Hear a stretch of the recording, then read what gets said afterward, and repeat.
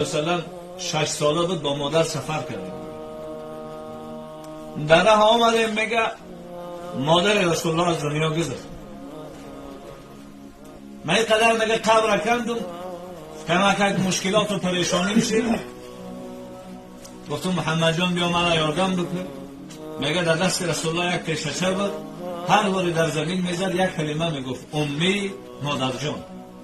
خب میگه قبر کندیم، کودک نمیمانه که مادر در درون قبر بمانه. خب علاجی کردیم، میگه کودک از زیر خاک کردیم.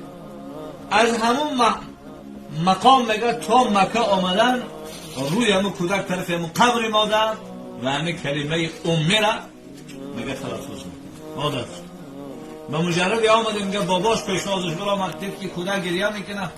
گفت چرا گریه میکنه؟ گفت مادر از دست دادم. گفت انا ابوک و امک، من هم پدرت هستم و هم مادرت هستم.